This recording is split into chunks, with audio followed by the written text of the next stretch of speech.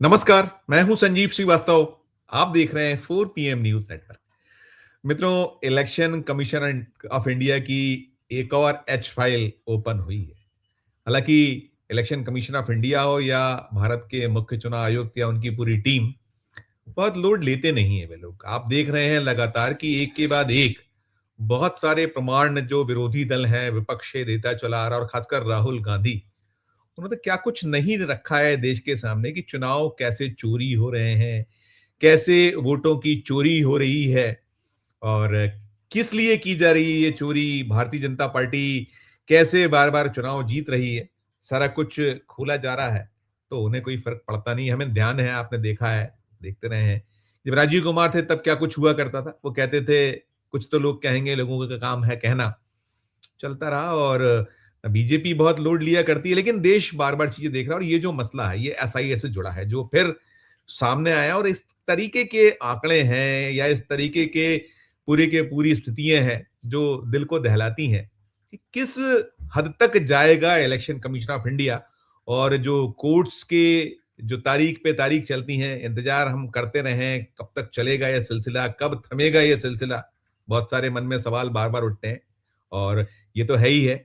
एक मसला ये हुआ और दूसरा फिर उत्तर प्रदेश में क्या कुछ चल रहा है। उत्तर प्रदेश में वो मामला ठंडा हो नहीं रहा है जो मौनी अमावस्या को शुरू हुआ था, और जिस तरह से योगी आदित्यनाथ सरकार का जो प्रशासन है, शासन है, वहाँ से पूछा गया था जो अभी मुक्तेश्वरानंद महाराज हैं कि आप अपना शंकराचार्य होने का प्रमाण दें। वो मसला मामला लगातार गहरा रहा है, तूल पकड़ रहा है और अब तो जो योगी आदित्यनाथ कहते थे कि बटोगे तो कटोगे, एक रहोगे, सेफ रहोगे, तो उन्होंने तो ये जो सनातन की जो पैरोकारी वो करते हैं, हिंदुत्व की जो झंडाबरदारी करते हैं, वहाँ बहुत साफ तौर पर विभक्तिकरण सामने चला आ रहा है। संत महात्माओं को भी बाँट दिया गया है।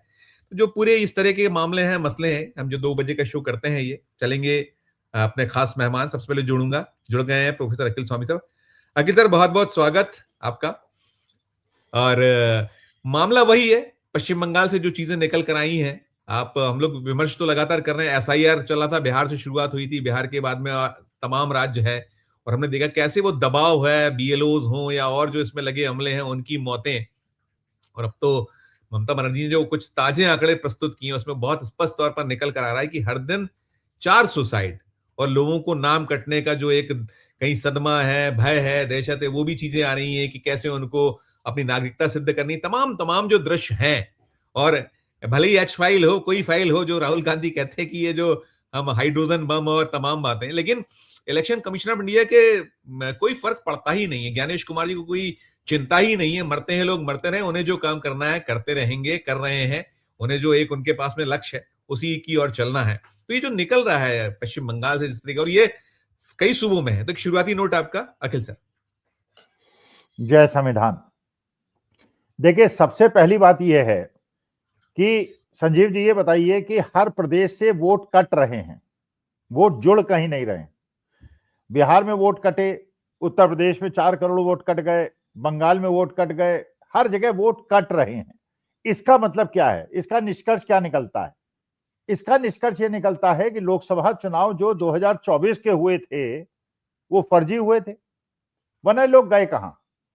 अगर 2024 में चुनाव आयोग के अधिकारियों ने घर घर जाके सत्यापन किया था, एसआईआर नहीं किया था लेकिन सत्यापन तो किया था, उसके बावजूद अगर 1 करोड़ वोट या 1.5 करोड़ वोट पूरे हिंदुस्तान में फर्जी थे, तो इसका मतलब यह है कि 2024 का चुनाव तो अवैध है। तो 2024 का चुनाव दोबारा करा लिया जाए। भाई, अब एसआईआर हो गई है, इनके हिसाब से एसआईआर हो गई और एसआईआर में सारी गलतियां खत्म कर दी गई हैं, तो दोबारा चुनाव करा लिया जाए। तो एक फर्जी रूप से संपन्न चुनाव जो राजीव कुमार अग्रवाल ने कराए थे, उसके आधार पर बनी हुई सरकार को सत्ता में बैठने का अधिकार क्या है? भाई, वोट कट रहे हैं, भाई अगर वोट कटेंगे, मान लीजिए उत्तर प्रदेश से वोट कटे, मान लीजिए 3.5 करोड़ वोट कटे, ये 3.5 करोड़ लोग मरे तो नहीं? 3.5 करोड़ लोग ऐसे तो नहीं थे जिनके 2 जगह वोट थे। इसका मतलब यह है कुछ लोग काम करने दूसरे प्रदेश में गए थे। अब इनका तो यह अधिकार था, या तो यहां इनका वोट हो या जहां काम करने गए वहां उनका वोट हो। अगर यहां इनका नाम कटा तो कहीं जुड़ना चाहिए था, तो कहीं वोट बढ़ने चाहिए था, वोट कहीं नहीं बढ़ रहे। इसका मतलब यह है कि पिछले 11 साल के अंदर जो भी चुनाव हुए हैं वो फर्जी हुए हैं। तो ऐसे फर्जी चुनाव पे हम कैसे विश्वास करें और उन सरकार के लिए हुए निर्णयों पे कैसे विश्वास करें?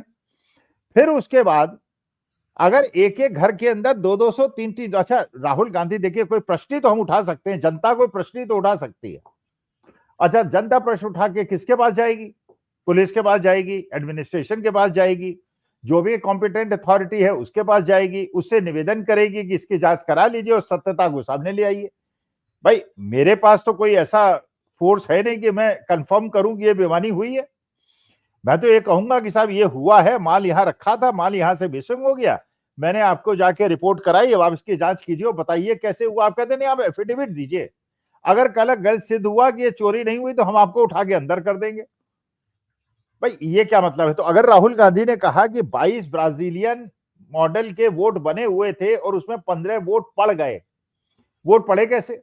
फिर जो गोदी मीडिया के अंदर बैठने वाले भारतीय जनता पार्टी के प्रवक्ता हैं वो जवाब क्या देते हैं कि जो 15 वोट पड़े वो जेन्युइन थे, वो असली वोटर थे। अरे ये बताइए संजीव जी, मैं क्या आपके लगी हुई फोटो में वोट दे सकता हूं?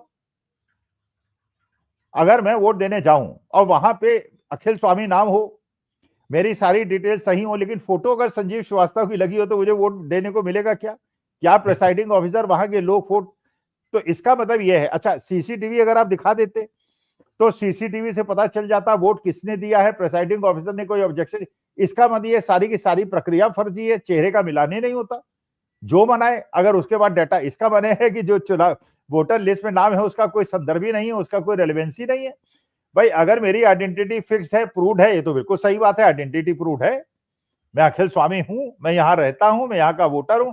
लेकिन अगर मेरी वहां फोटो नहीं है, फोटो किसी दूसरे की है और मुझे प्रिसाइडिंग ऑफिसर वोट डालने का अधिकार देता है, तो ये तो सीसीटीवी से पता चल जाएगा कि मैं वोट डालने गया था, मेरे स्थान पे दूसरे वोट डालने गए थे, या वहीं के प्रिसाइडिंग ऑफिसर ने खुद वोट डाल दिए थे, इसलिए आपने सीसीटीवी को भी बाहर निकाल दिया। फिर आप जो ये एसआईआर करा रहे हैं, आसाम में क्यों नहीं करा रहे हैं? फिर आसाम में आप ये कह रहे हैं कि पहले हमने कराया था, एनआरसी कराया था और वहां पे 19-20 लाख लोगों में फर्जी मिले थे, जिसमें 11 लाख हिंदू मिल गए थे। भाई मिल नहीं है। भाई बांग्लादेश से जो सताए गए लोग हैं उसमें हिंदू ज्यादा हैं, तो अगर हिंदू सताए हुए आसाम में जाके बस गए और 40 साल से 30 साल से बसे हुए हैं और उनके बाद 30-40 साल पुराने कागज नहीं है कि बांग्लादेश के अंदर वो रहते थे और उस पे उन पे अत्याचार हुआ था, इसलिए वो भारत में आगे सेटल हो गए थे, उनको भारत की नागरिकता नहीं मिल सकती, क्योंकि प्रूव करना पड़ेगा कि आप बांग्लादेश के नागरिक थे और आपको सताया गया था, डॉक्यूमेंट्स है नहीं लोगों के पास। तो अब मुश्किल ये हो रही है, वेस्ट बंगाल के अंदर जो एसआईआर आप करा रहे हैं, उस एसआईआर में हिंदुओं और मतुआ समाज के लोगों के वोट कर रहे हैं, क्यों? मतुआ समाज वही समाज है जो कि हिंदू समाज है और जो बांग्लादेश से यहां पर आया है, तो उसके वोट आप काट रहे हैं। इसका मतलब यह है कि अभी तक जिन चुनावों पे हमें इतना विश्वास रहा और हम सोचते रहे कि चुनाव में हम वोट डाल रहे हैं, हमारे वोट की, अच्छा जो सबसे बड़ी संजीव जी समस्या है, भाई देखिए, चलिए आप बेईमानी कर ली आपने, अब मुश्किल क्या हो गई है कि देश के अंदर जो जनता की व्यथा है उन पे अगर सरकार ध्यान न भी रखे तो चुनाव रिजल्ट पे उसका असर नहीं पड़ेगा। अगर चुनाव रिजल्ट पे असर नहीं पड़ेगा तो सरकार कुछ भी करती रहे, जनता कुछ कर ही नहीं सकती। बिल्कुल। भाई अगर जनता मान लीजिए 80% जनता भी खिलाफ हो जाए और ये कहे कि लोकतांत्रिक रूप से बने हुए संविधान के अनुसार हम सरकार को बदलेंगे और वो वोट डाले अपोजिशन को और ईवीएम बदल दी जाए और बीजेपी को जिता दिया जाए, तो क्या करेंगे आप? फिर इसका माने आप निरंकुश हो जाएंगे, फिर आप जो है जो चाहेंगे सो करेंगे, जो आप कर रहे हैं।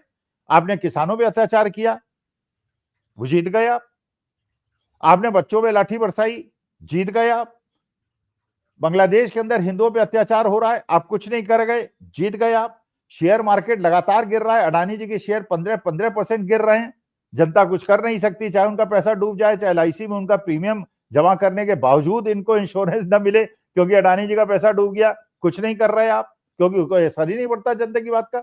डॉलर की कीमत 92 रुपए हो जाए, जनता कहीं भी वोट दे, जीतेंगे आप ही। तो ये तो एक प्रकार से एक लोकतंत्र का नौटंकी और एक ऐसा फेस बना दिया गया है कि हम आपको वोट देने का अधिकार दे रहे हैं क्योंकि हमारी सरकार है, इसलिए जो हम कहेंगे आपको मानना पड़ेगा, जबकि हमारे वोट देने से तो सरकार के कुछ बिगड़ता ही नहीं, कुछ बनता ही नहीं। आप शंकराचार्य को पीट दीजिए, उनको उनकी बेइज्जती कीजिए।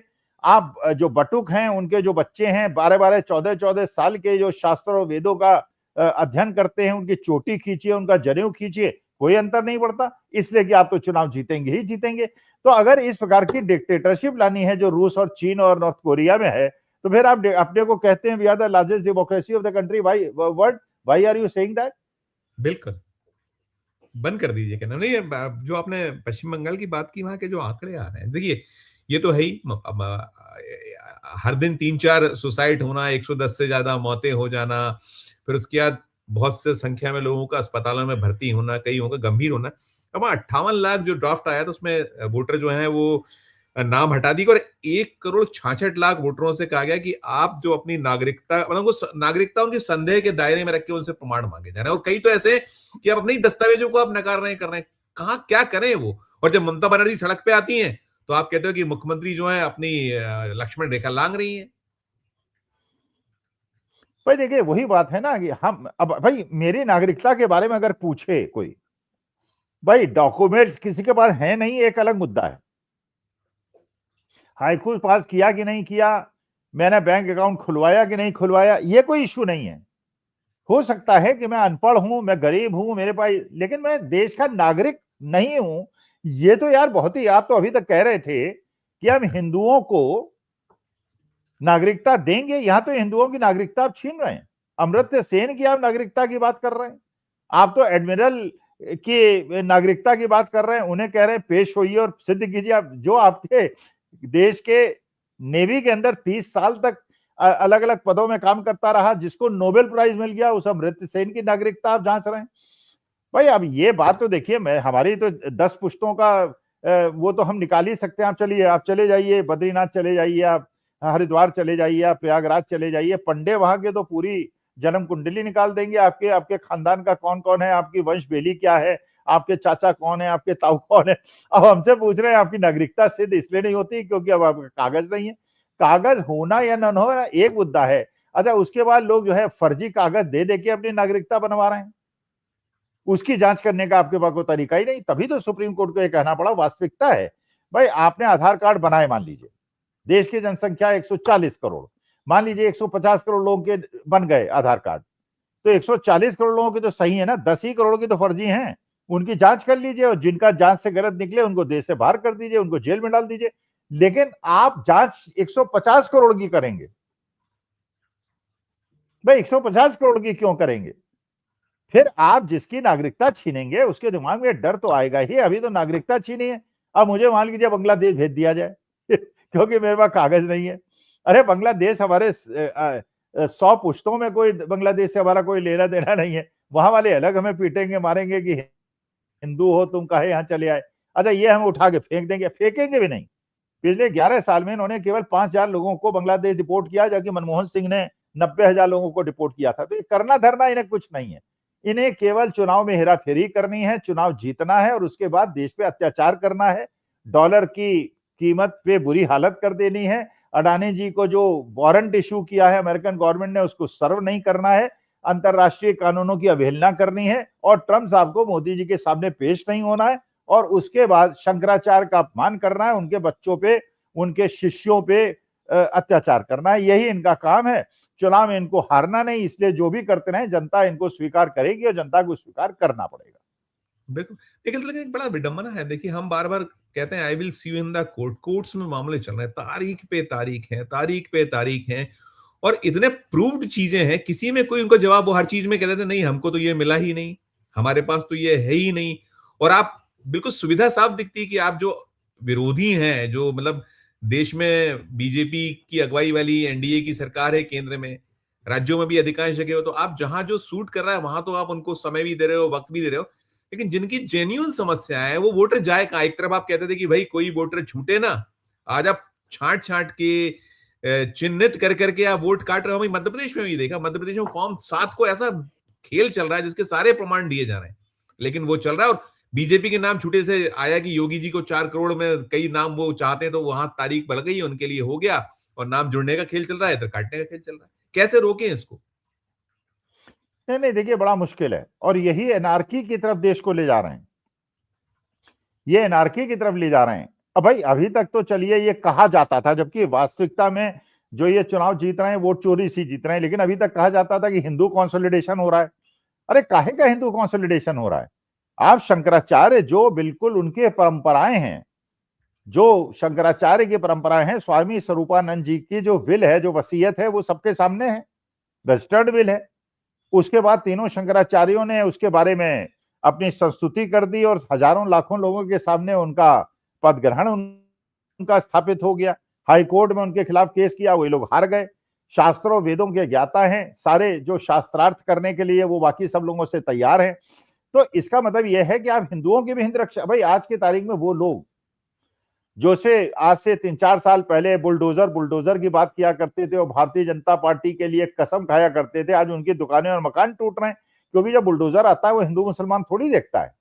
अच्छा, इसकी प्रतिक्रिया शुरू हो रही है। ऑस्ट्रेलिया में जो नेशंस की लिस्ट डाली है, जिसमें बांग्लादेश भी है, पाकिस्तान भी है, उसमें भारत का नाम भी डाल दिया है, जो डेंजरस कंट्रीज में उन्होंने नाम डाल दिया है। ऑस्ट्रेलिया ने यह कर दिया, न्यूजीलैंड, फिनलैंड, अमेरिका, कनाडा, माने दुनिया भर आपकी खिलाफत है। और आप पता नहीं क्या छोटे छोटे देशों में चले जाते हैं, वहां के सूरज सर्वोच्च पुरस्कार पैसे वैसे देके खरीद लेते हैं और आके यहाँ पे आपका डंका पीटते रहते हैं। अरे जब देश का शेयर मार्केट इस बुरी तरह से टूटेगा, तो आज जो थोड़ी बहुत बाजार में खरीदारी हो रही है वो शेयर बाजार से कमाए हुए पैसे से हो रही है। शेयर मार्केट को आपने न्यू पेंशन स्कीम के माध्यम से पैसा डाल डाल के बढ़ा दिया, अब वो टूट रहा है तो लोगों की जान सूख रही है। पिछले 1.5 साल के अंदर 7% का नेगेटिव रिटर्न मिल गया है। जो हाईएस्ट लेवल था वो 26,200 का था, अब 24,500 हो गया है, तो वहां भी बुरी हालत है। हर जगह बुरी हालत है। मार्केट के अंदर परचेजिंग नहीं है, दुकानें लोगों की चल नहीं रही हैं। लेकिन अच्छा, लोगों की आप झुग्गी झोपड़ियां तोड़ रहे हैं, हर जगह आवाताही आपने मचा रखी है, क्योंकि आप वोट चोरी से चुनाव जीत रहे हैं, इसलिए you don't care for anybody. लेकिन इससे देश के अंदर अराजकता की स्थिति पैदा हो रही है। तमिलनाडु से आप जो कर रहे हैं, जो बंगाल के साथ आप कर रहे हैं, आप देश के लिए खतरा पैदा कर रहे हैं, देश को तोड़ने का एक षड्यंत्र रच रहे हैं, आप राष्ट्र विरोधी काम कर रहे हैं। हम लोग जो भारत माता को प्यार करने वाले हैं, हम दुखी हैं, हम कष्ट में हैं। बिल्कुल बिल्कुल नहीं, हम तो ये भी देख रहे थे कि वहां कितना आप साफ तौर पे, कल हम देख रहे थे कि वो मौर्य साहब निकल कर आए, डिप्टी सीएम वहां के केशव मौर्य, उन्होंने बहुत स्पष्ट तौर पर प्रशासन मान नहीं रहा था। अब उसको भी देखिए इतना वक्त हो गया, वहां वो कन्फ्रंटेशन की स्थिति बनी हुई है, एक टकराव जारी है और कोई कमांड ही नहीं है। आप फिर किस तरीके से आप इधर कहते हो कि नहीं हम अनुशासन और तमाम बड़ी बड़ी बातें, क्या मंतव्य क्या है आपका इसके पीछे? आप आखिर चाह कह रहे हो कि एक तरफ आप मतलब दो तरह की बातें क्यों हो रही हैं? आप देश को क्यों भ्रमित करते चले जा रहे हैं और कोई इसमें हस्तक्षेप नहीं हो रहा है, चल रहा है वहां। वो बेचारे बहुत बुखार है उनको, सारा कुछ है, और जिनके बारे में एक तरफ आप कहते हो कि प्रमाण लाइए शंकराचार्य होने के, दूसरी तरफ वो कह रहे हैं कि नहीं आइए शंकराचार्य जी महाराज जी। क्या है, क्या ये किस तरह की और ले जाया जा रहा है अखिल सर? नहीं नहीं, शंकराचार्य होने का तो प्रमाण उनके पास है, क्योंकि सुरपानंद सरस्वती जी का वसीयत है, तीनों शंकराचार्यों का अनुमोदन है और यही प्रक्रिया है। अरे अपनी डिग्री क्यों नहीं दिखाते? डिग्री जब दिखाने की बात आती है तो हाई कोर्ट क्यों चले जाते हैं? हाई कोर्ट से स्टे क्यों लगा देते हैं? जो एप्लीकेशन लगाता है उसको दंड क्यों दिलवा देते हैं? भाई डिग्री दिखाने में क्या परेशानी है? अगर हर देश के नागरिक को अपनी नागरिकता सिद्ध करनी है, और शंकराचार्य महोदय को, जिनको शास्त्रों का ज्ञात है, ऐसे ही तो है नहीं, वो अज्ञानी व्यक्ति तो है नहीं, आज उन्होंने चैलेंज भी कर दिया कि जो चाहे मुझसे शास्त्रार्थ कर ले वेदों और शास्त्रों का।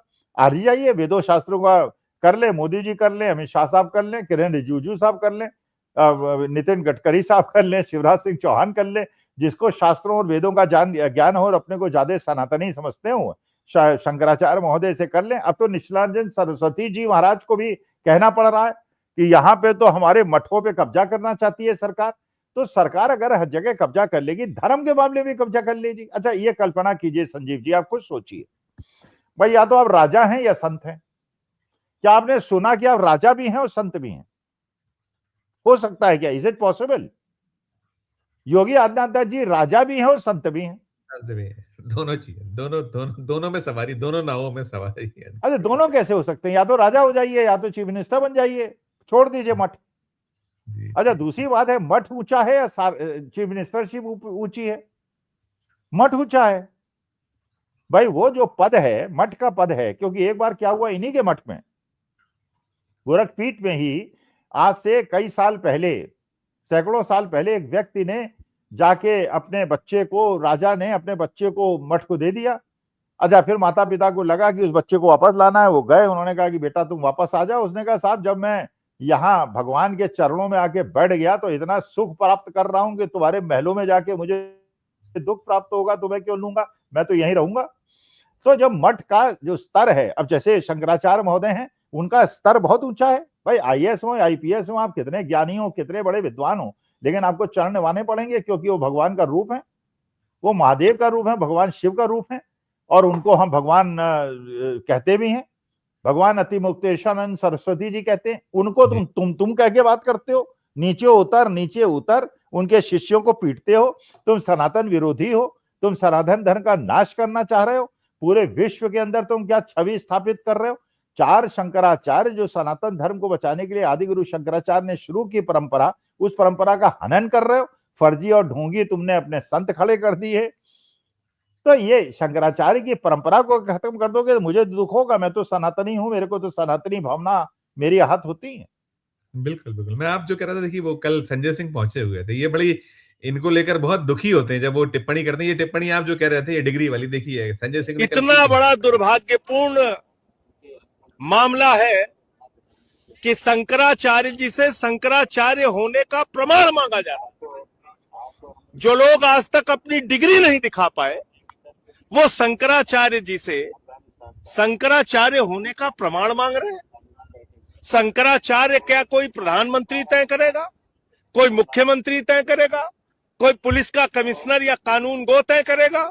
शंकराचार्य हिंदू धर्म के रीति रिवाजों से तय होते हैं और इसमें किसी को भी हस्तक्षेप करने का कोई अधिकार नहीं है।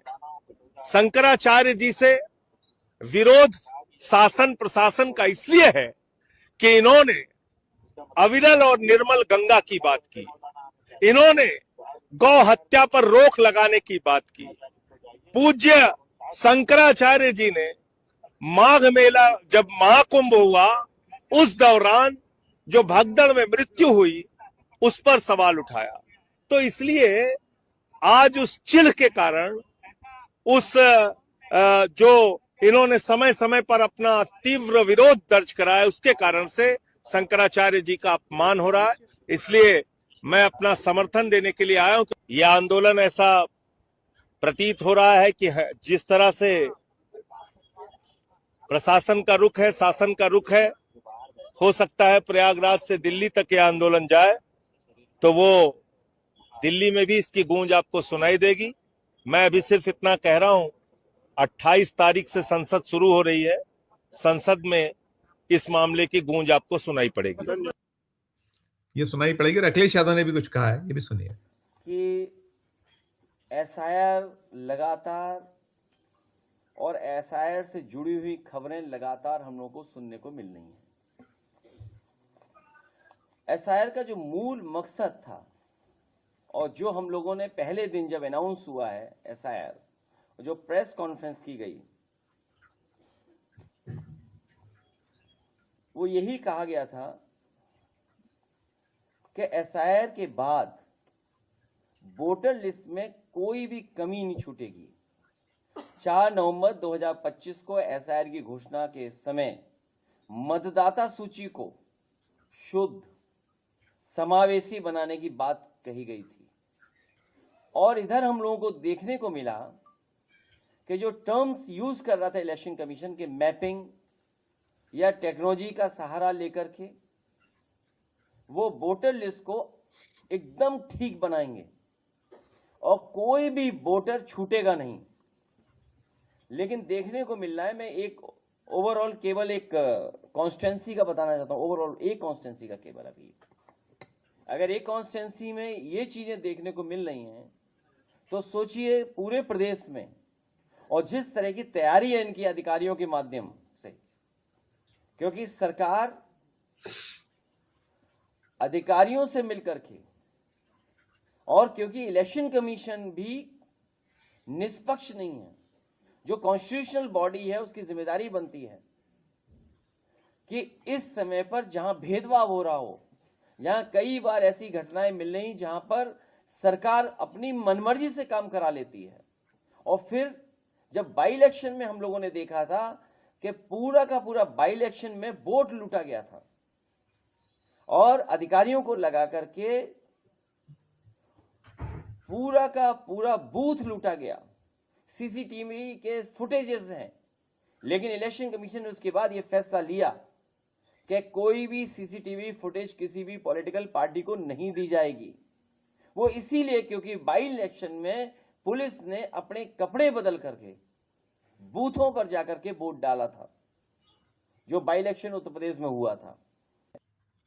अखिल सर, ये सारे हैं, देखिए ये बार बार चीजों को उठाते हैं, सामने रखते हैं, और वही सवाल वही है कि दोनों चीज, वो कह रहे हैं, संजय सिंह कह रहे हैं कि देखिए ये जो मसला है अभी मुक्तेश्वर महाराज जी वाला, अब ये दिल्ली पहुंचेगा और संसद का सत्र 28 तारीख शुरू हो रहा है, तो शायद सरकार की तो मंशा ही रहती कि सत्र ना चले, वो अपने हंगामे में सारा कुछ जो उनको इच्छाएं होती हैं वो पूर्ति हो जाए और सारा करा डालें। ये कहीं ये एक पूरे का पूरा एक जाल नुमा स्थिति है कि आप इसी तरह से उलझाते रहो, अपना सब करते रहो, और जो मूल विषय मुद्दे उस पर नहीं हुआ। अभी जैसे आपने कहा कि वो अडानी का नोटिस सर्व नहीं हो रहा है, जो बड़े बड़े इश्यूज हैं वो दब जाए इन चीजों में, ऐसी कुछ है मंशा। दोनों पर आपकी प्रतिक्रिया, आपने इनको भी सुना, अखिलेश यादव को, और ये संजय सिंह को भी सुना, दोनों पर। देखिए, एक बात तो जो अभी तक पता चली है कि 10 मार्च को चारों शंकराचार्य दिल्ली के अंदर एकत्रित होंगे, और अगर एकत्रित होंगे, अगर आ गए चारों शंकराचार्य एक साथ दिल्ली के अंदर, तो ये ऐतिहासिक परिवर्तन का समय होगा। देश का एक एक सच्चा सनातनी, जो नहीं बिका हुआ सनातनी है, जो गौ हत्या को अनुचित नहीं मानता, जो गौ हत्या करने वाले को, गौ के मांस को खाने वाले को अपने कैबिनेट में रखता है, जो गौ मांस को खाने वाले के झप्पी लगता है, इसका विरोध होगा। देखिए, हम तो गाय को मां मानते हैं, हम सनातनी मानते हैं, जो नहीं मानता हम उनका भी सम्मान करते हैं, ठीक है, लेकिन फिर उसको कैबिनेट में नहीं रखेंगे, फिर उससे गले में नहीं मिलेंगे, ठीक है, हाथ दूर से प्रणाम कर लेंगे, ठीक है, आपके संस्कार, मेरे संस्कार। तो अगर चारों शंकराचार्य आ गए, और शंकराचार्य आएंगे, क्योंकि अभी तक केवल ये जगन्नाथपुरी के शंकराचार्य महोदय के बारे में था कि अभी वो संशय में है, अब उन्होंने क्लैरिफाई कर दिया है। जब उन्होंने स्टेटमेंट दे दिया कि शासन चाहता है कि सबको शंकराचार्य के ऊपर, उनके मठों के ऊपर और उनके आश्रमों के ऊपर भी कब्जा किया जाए। आपको पता है प्रेमानंद जी महाराज के बारे में भी क्या हुआ वृंदावन में, उनके यहां भी ये नरगल प्रलाप ये फर्जी संतों ने किया, तो अब प्रेमानंद जी महाराज से भी उनको माफी मांगनी पड़ी। तो देखिए, सनातनी भावनाओं को आहत करना, ये फर्जी सनातनियों का हम सहन नहीं करेंगे, तो प्रतिकार तो होगा। चलिए, अभी तक तो आपने भारत के कानून को तो आपने बंधक बना लिया, विदेशी कानून को भी आप उल्लंघन कर रहे हैं, इतनी हिम्मत बढ़ गई आपकी।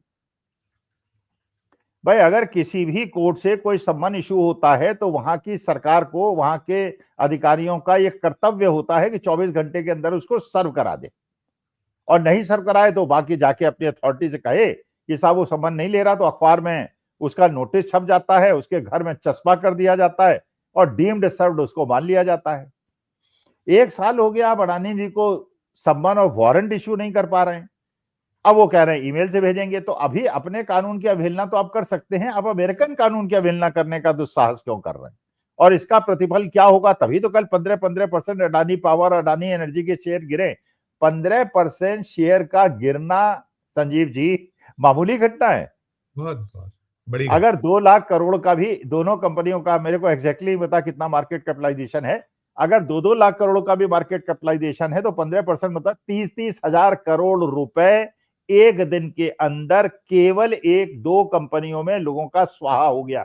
और उसमें ज्यादातर पैसा क्योंकि LIC का लगा हुआ है, और NPS का लगा हुआ है, UPS का लगा हुआ है। इसका माने लोगों को यह भी सोचना पड़ेगा कि अगर इसी प्रकार से अडानी जी को बचाने के लिए अमेरिकन कानून की अवहेलना की, तो NPS में जो आप पैसा लगाए, रिटायरमेंट के बाद आपको क्या रिटर्न मिलेगा, और LIC में जो आपने प्रीमियम जमा कराया है वो कोई पैसा मिलेगा भी कि सब डूब जाएगा। तो we have to be very cautious. लेकिन अपने देश के कानून को तो चलिए जेब में रख लिया आपने, किसी को राज्यसभा मेंबर बना देते हैं, किसी को गवर्नर बना देते हैं, वो तो चलिए आप कर सकते हैं। अमेरिकन कानून को थोड़ी अपनी जेब में रख सकते हैं। तो भी आप बचाने के लिए अडानी जी को प्रयास कर रहे हैं। क्यों कर रहे हैं भाई? वारंट था, सर्व कर देते, वो उठा के ले जाएंगे तो क्या कर लेंगे आप? और अगर उठा के ले गए तो देश की अर्थव्यवस्था का क्या होगा? हमारा बैंकिंग सिस्टम और शेयर मार्केट कोलैप्स कर जाएगा कि नहीं कर जाएगा? Seriously the government should think about it. बिल्कुल। मैं वापस वहीं लौटता हूँ जहां से मैंने शुरू किया था। ये जो मसला है, जो अभी मुक्तेश्वरन महाराज जी वाला मसला, और वहाँ जिस तरीके के एक अलग अलग मते के हैं, कह लीजिए अलग अलग, चाहे वो चीफ मिनिस्टर और दूसरा डिप्टी सीएम के दोनों के अलग अलग कई विचार आए इसमें। सर अभी 5 राज्य हैं, विधानसभा है जहां पर चुनाव, जैसे कल थे महामानव हमारे तमिलनाडु पहुंचे हुए थे, केरल में थे और बड़ी बड़ी बातें कर रहे थे वो बहुत, और वो वहां उन्होंने वो क्या मुस्लिम लीग जैसी भी बात की, कांग्रेस मुस्लिम लीग और तमाम तमाम। तो ऐसे में क्या ये जो उत्तर प्रदेश में चल रहा है, योगी आदित्यनाथ एंड कंपनी या योगी आदित्यनाथ जो कर रहे हैं, ये वैसे ही है कि जैसे 240 पे रोका था उस तरह का कुछ ठन गई है, छिड़ गई है, ये ठीक होगा? हालांकि देश के लिए बेहतर होगा, जो नहीं कर पाए विपक्ष के लोग या कुछ, कैसे इसको डिकोड कैसे कीजिएगा? ये क्या वही सब कुछ है कि इधर ये यहाँ से जो आप सनातन, जो आपका सबसे बड़ा कार्ड है, हिंदुत्व का जो सबसे बड़ा कार्ड है, उसको बोथरा करने का प्रयास क्या है? इसको कैसे देखें, कैसे ले? एक अंतिम मेरा सवाल होगा। देखिए, मेरे ख्याल से योगी आदित्यनाथ इतनी बड़ी गलती कर रहे हैं, और क्यों कर रहे हैं ये बात समझने में मैं असमर्थ हूं। देखिए, केशव प्रसाद मौर्य ने बड़ा बैलेंस स्टैंड लिया जी, और ये भी आज भी, अगर योगी आदित्यनाथ आज भी चले जाएं, आज भी शंकराचार्य महोदय के सामने साष्टांग प्रणाम करते हुए लेट जाएं और कहें कि महाराज गलती हो गई, मैं अधिकारियों को सजा दूंगा और आपको चलिए मैं खुश स्नान करा के आता हूं, पूरे देश में उनका डंका बजेगा, लोग खुश होंगे, हम भी खुश होंगे।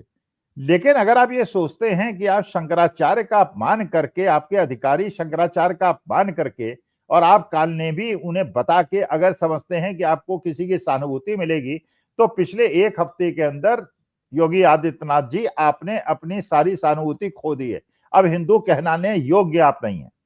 गेरुआ वस्त्र पहनना और शास्त्रों वेदों का ज्ञाता, मैं तो कह रहा हूं जिसको भी हिम्मत हो, बागेश्वर धाम हो या योगी आदित्यनाथ जी हो, आइए मंच पे बैठ जाइए, शास्त्रार्थ कर लीजिए, वेदों और शास्त्रों का अध्ययन कर लीजिए, शास्त्रार्थ हो जाए, पूरा विश्व देखे, पूरी दुनिया देखे कि कौन ज्यादा ज्ञानी है, किसको शास्त्र वेदों का ज्यादा ज्ञान है। तो देखिए, ये बात बिल्कुल सही है। क्यों किया गया, क्यों मोदी जी और अमित शाह चुप हैं, क्यों केशव प्रसाद मौर्य ने शंकराचार्य का साथ दिया, क्योंकि शंकराचार्य ने केशव प्रसाद मौर्य को अगला चीफ मिनिस्टर के लिए आशीर्वाद दिया, और क्योंकि योगी आदित्यनाथ ने उनको कालनेमी कहा, ये बहुत बड़ा रहस्य है और इसका खुलना आवश्यक है।